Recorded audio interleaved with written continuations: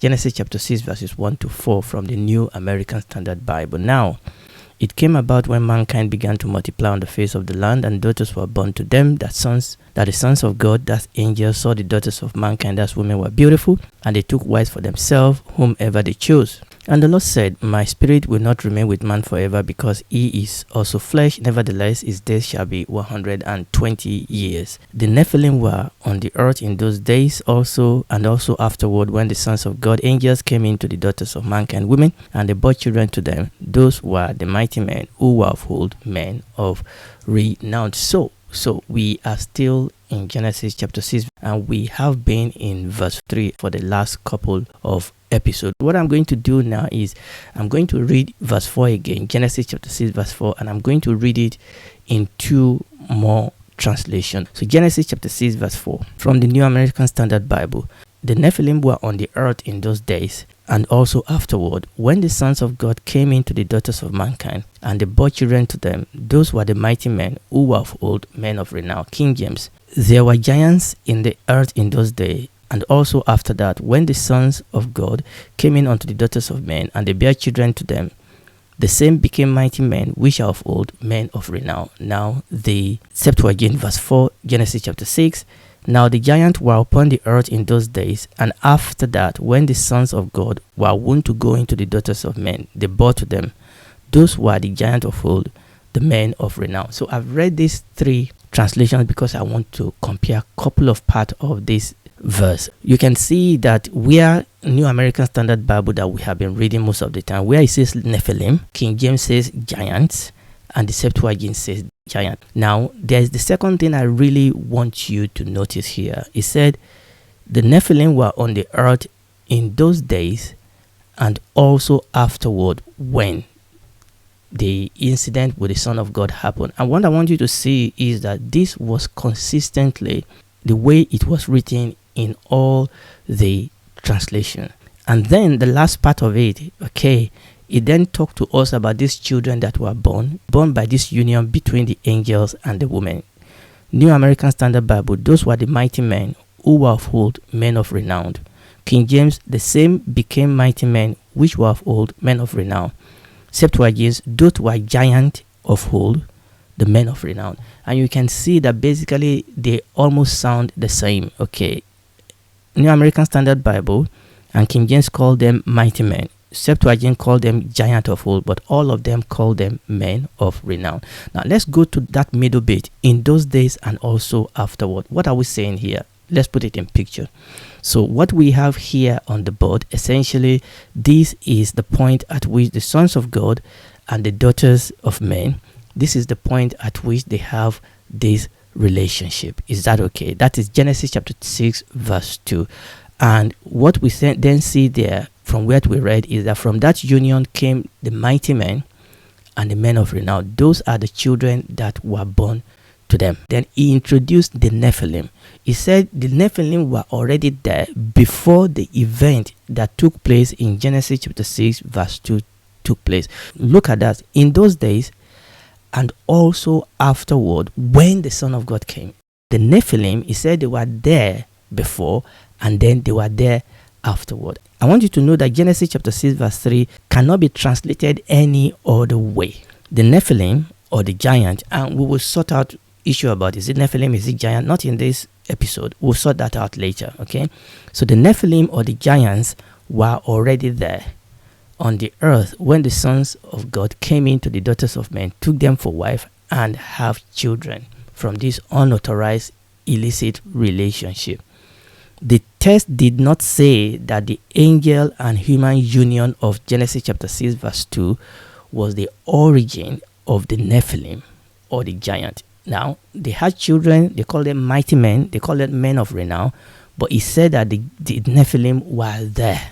This understanding of verse 4 is often taunted as being irreconcilable with the angelic view of the sons of God in verse 2. And the people that accepted the angelic view of the sons of God are often accused. And I have to admit that this accusation do have some merit, do have some justification. We desperately try to save the angelic view by distorting the plain meaning of verse 4. The plain meaning of verse 4 is that it was not the union between the sons of God, the angels, and the woman. It was not their union that produced the Nephilim. And I'm saying plainly that yes, I do agree that Genesis chapter 6 verse 4 did not say, I know I'm repeating myself, it's important, did not say that the angel-human union of verse 2 was the origin of the Nephilim or the giant. Again, remember, we'll sort out the name later. Let's leave it at that for now. Now, the assumption is that if the angels have sexual relationship with human, then their children should be a freak. Then their children should be a monster of some sort. But the question is that really true? I will in fact contend that this scenario, this plain reading of verse 4, is what you will expect from our previous study of the type of body that the angels can take on when they came to fulfill their assignment on earth. More about that later. As far as I can see, there is no irreconcilable conflict here. I can't see any conflict here. We don't need to distort the meaning of verse 4 just because we want to sustain the angelic view of verse 2. The angelic view of the Son of God does not depend on the character or the identity of the Nephilim. In fact, in our study so far, even though we have inevitably mentioned the Nephilim, we've not even looked at their origin. We've not even looked at their identity until now. And remember, in our study of Genesis chapter 6 verses 1 and 2, in making our case for the angelic view, number one, we did not depend upon the Apocrypha. We did not depend on the pseudo-Apocrypha book. We did not do that. And number two, we did not appeal to the offspring of the union between this angel and the woman. We did not appeal to the Nephilim as a proof of the identity of the Son of God. The fact is that the angelic view of the sons of God does not need the Nephilim to be supernatural or superhuman, or to be a family of monsters or demigods in order for the angelic view to be true. We agree with the angelic view because it is simply the best view that fit the test in its context, supported by the rest of the Bible, and that is why we accepted the view, even while at the same time we accept that there are challenges to this view. But as far as we can see, that is what the scripture teaches. So I totally agree that the text of Genesis chapter 6 verse 4, when we look at it in its context, showed that the Nephilim or the giant were already there on the earth when the sons of God came on the scene to take women for wife and then to have children with them. This will explain why we came across the Nephilim again after the flood. And we came across the Nephilim again after the flood in Numbers chapter 13 verse 33. Numbers chapter 13 verse 33. Now, the story of Numbers chapter 13 was when Moses, under the instruction of God, sent out 12 spies into the promised land. So Moses sent 12 spies, one spy from every tribe. These were leaders from their tribe, by the way. Moses sent them to search out the Canaan land as God instructed them, gave them very clear instruction. Now, the 12 of them came, but only 2 of them, Joshua and Caleb, only 2 of them brought good report of the land that they searched out, while the other 10 brought evil report. And this was the context to where we are ready. So we are going to read the evil report that these 10 spies brought, because that is where the name Nephilim crop up. So Numbers chapter 13 from verse 31 to 33. But the men who had gone up with him, that is with Joshua and Caleb, but the men who had gone up with him said, we are not able to go up against the people because they are too strong for us. So these are very strong people. So they brought a bad report of the land which they have spied out to the sons of Israel, saying, the land through which we have gone to spy out is a land that devours its inhabitants, and all the people whom we saw in it are people of great stature. Verse 33, we also saw the Nephilim there. We also saw the Nephilim there. In bracket, the sons of Anak are part of the Nephilim, bracket close. And we were like grasshopper in our own sight, and so we were in their sight. It is clear from this report of these 10 spies that there were some exaggeration. How many people did they see? They only went to a particular place, and then they said all the people were of great stature. That was obviously an exaggeration. Then they said we were like grasshopper in our own sight. Really? So yes, this was clearly an exaggerated report. No doubt. There's no doubt they saw men of great stature. They saw men of extraordinary stature. There's no doubt about that. And there are evidence for this, okay? But they have taken what is true for few people. They've projected it onto all the people where they've gone to see. They've projected it onto them in general. Now, this is what fear does. Fear will cause people to make this type of exaggeration. However, now this is very, very important. Having taken this into account, it is clear that these 10 spies saw something that spoke them. And Joshua and Caleb did not contradict what the 10 spies said. Okay? But what they did is that they did not focus on those things, but they rather focus on God. They're saying, God is with us. We can do this. Okay? So the question is, what did these 10 spies, what did they say that spoke them? The Bible says that they saw people of great stature. Now, we know it's not all of them, okay, but it obviously saw enough people of great stature. Now, when you look at that word in the original Hebrew, it means that these are people of extraordinary size. These are people that have tall stature. People of extraordinary size, people of tall stature. Okay, so they saw them. Okay, number two, they also saw the Nephilim there. I remember what I said about the bracket. They saw the Nephilim there. In bracket, the sons of Anak are part of the Nephilim. Now, in the Septuagint, that bracketed bit, the sons of Anak are part of the Nephilim. It is not in the Septuagint. It is missing. All the Septuagint has is that, and there we saw giant. Now, that does not change anything, but it will look like the son of Anak are part of the Nephilim was a commentary that was added, but it doesn't change anything. What they saw people of great stature, number one. Number two, they saw the Nephilim.